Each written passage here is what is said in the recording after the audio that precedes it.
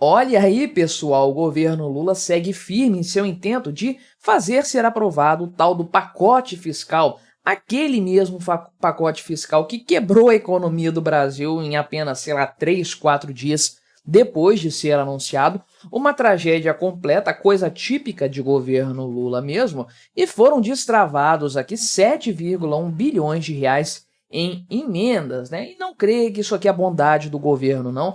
Isso aqui estava lá no orçamento já, foi o Flávio Dino que suspendeu isso, aquela sacanagem que a gente conhece bem, para usar isso como moeda de troca para o Congresso Nacional, aquele Congresso Nacional extremamente ideológico que nós temos, que segue princípios, que só segue parâmetros, né? Só que não. E, enfim, a gente sabe, né? Liberou o maço, segue o carimbaço, o pessoal vai aprovar esse pacote fiscal, muito provavelmente, né? Pelo menos parte deles, né, desse pacote, as partes mais simples, tem coisa que é via PEC, enfim, né? Mas o dinheiro está saindo, está circulando, final de ano, todo mundo vai ficar feliz lá no Congresso Nacional dessa forma. E a grande mídia segue dando aquele apoio maroto para esse pacote fiscal, como se fosse uma grande coisa, né? Falando aqui que novas estimativas já apontam, né, para um aumento de 4,5 bilhões naqueles 70, 71 que tinham sido originalmente apresentados. Só que não, eu vou explicar por que isso aqui não é aumento coisa nenhuma, só uma partezinha disso aqui que representa um aumento de economia, o restante não. Já falei disso anteriormente, mas vou falar novamente porque acho importante tocar nesse assunto. Mas antes, não se esqueça de se inscrever aqui no meu canal se você ainda não for inscrito. E se você quiser colaborar ainda mais aqui com este meu trabalho, você pode se tornar membro patrocinador do meu canal. Com valores a partir de R$ 1,99 por mês, não te custa tanto assim, mas me ajuda bastante.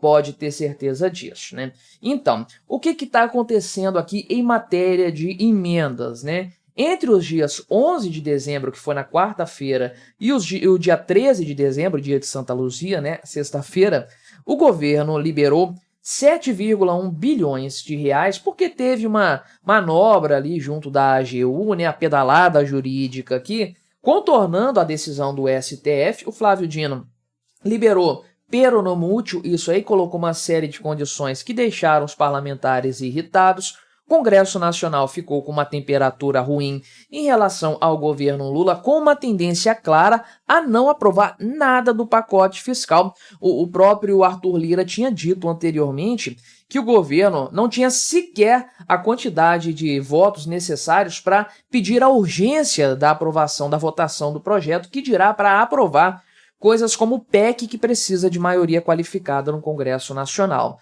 Aí o governo começou a dar uma trabalhada para destravar isso aqui, e olha, né, o total de emendas liberadas ao longo do ano estava em 31 bilhões de reais, saltou para 38, né? 7,12 bilhões de reais aqui pagos a mais, né? Sendo que desse total aqui, 7,68 foram as chamadas emendas PIX, né? Então, foram liberados aqui nesse período 3 bilhões de reais, 3,2 bilhões de reais dessas emendas PIX aqui, para justamente fazer com que o Congresso Nacional aprove mais facilmente essas medidas. E eu fico pensando realmente, né, o quão desacreditadas estão as instituições no Brasil, o quanto isso foi normalizado por aqui. O pessoal já precificou, por exemplo, decisões do Flávio Dino. Se o Flávio Dino fizer uma decisão liberando essas emendas parlamentares, o dólar vai cair provavelmente. Por quê? Porque o pessoal vai ler a partir daí que a liberação desses valores vai fazer o Congresso Nacional aprovar o pacote fiscal, que vai reduzir uma merrequinha dos custos, mas já é alguma coisa, dos gastos do governo, e já é alguma coisa, logo o mercado vai reagir dessa forma. Entende o grau de obscenidade que é o poder público no Brasil?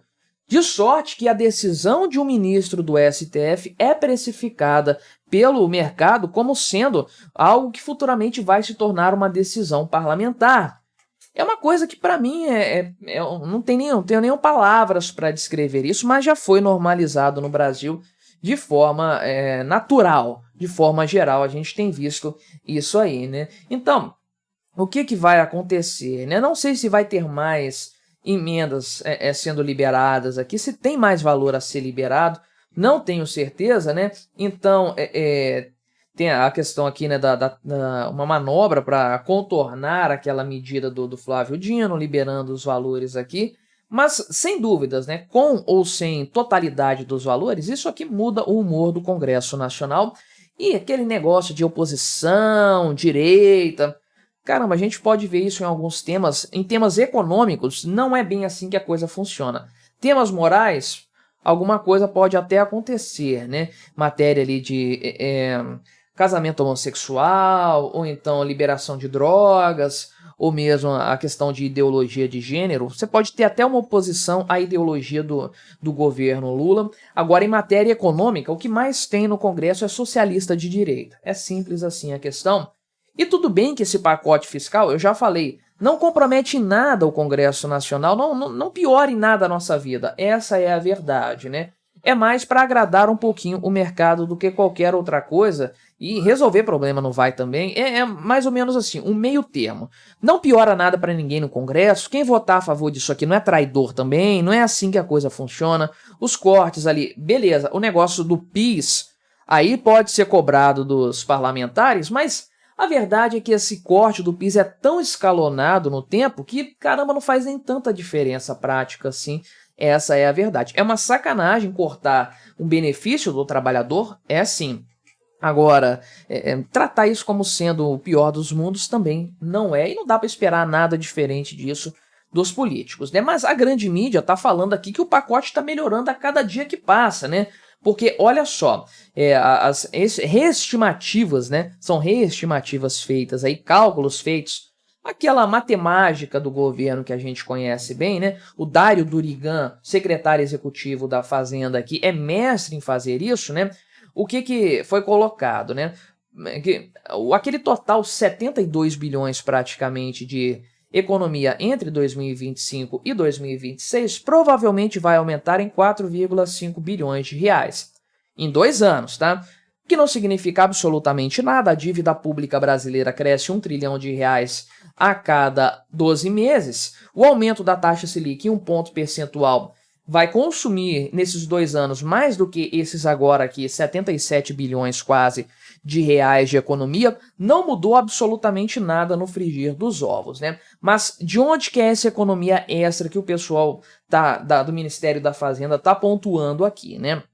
Primeiro, a desvinculação das receitas da União, a DRU, né? O que isso aqui significa, né? Então, havia, né, um potencial aqui de descomprimir as mudanças, né, na nova DRU. Isso aqui poderia descomprimir 5 bilhões de reais em despesas discricionárias do governo. Originalmente tinha uma estimativa de 3,5 bilhões de reais no próximo ano, né?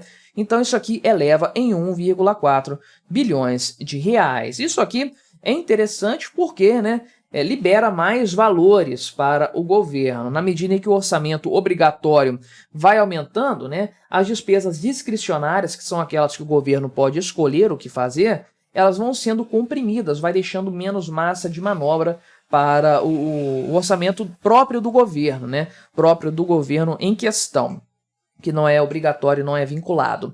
Então isso libera mais valores para o governo Lula gastar nos próximos orçamentos aí e tudo mais, né? Então, tem as mudanças aqui, né, em relação ao que foi colocado na PEC do pacote fiscal, depende de aprovação, obviamente, e tudo mais. Só que a maior parte do valor aqui que aumentou de economia foi com a mudança na regra do salário mínimo, porque houve uma estimativa do PIB reajustada para o crescimento deste ano, né, de 2,9% para 3,2%, e você sabe, a regra de cálculo do aumento do salário mínimo no governo Lula, o aumento real do salário mínimo leva em consideração o crescimento da economia mais a inflação, que já era o padrão, né? Então corrige pela inflação mais a média ali de 2 anos, eu acho, do crescimento da economia. Então, como o PIB de 2023 vai ser maior do que o previsto, com certeza vai, com essa gastança do governo aí,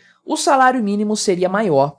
também, né, cresceria o seu valor de forma aí, proporcional ao aumento do PIB. Agora, se a nova regra for aprovada a tempo, o salário mínimo, né, vai crescer com um limite de 2,5%, que é o estabelecido pelo arcabouço fiscal, né? Então, o que vai acontecer? O salário mínimo teria um crescimento ainda maior para o ano que vem, e com essa limitação, esse gap entre o valor que efetivamente vai ser aumentado, se essa regra for aprovada pelo Congresso, é claro, o gap entre isso e quanto aumentaria pela regra atual ficou maior. Era de quase 12 bilhões de reais, agora saltou para 15 bilhões de reais, né?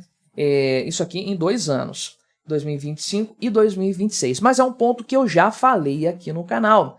Isso não é economia, para pensar. Se eu chego para você e falo assim, ó, a nossa empresa aqui, ó, eu fiz um negócio aqui que a nossa empresa nós somos sócios, né? A nossa empresa vai ter um gasto mensal de 100 mil reais a mais do que já tinha. Aí depois eu chego e falo para você assim, não, eu mudei esse negócio aqui que eu fiz, agora a gente vai gastar só 70 mil reais. Então eu economizei 30 mil reais para a nossa empresa. Olha como eu sou um economizador de recursos, né?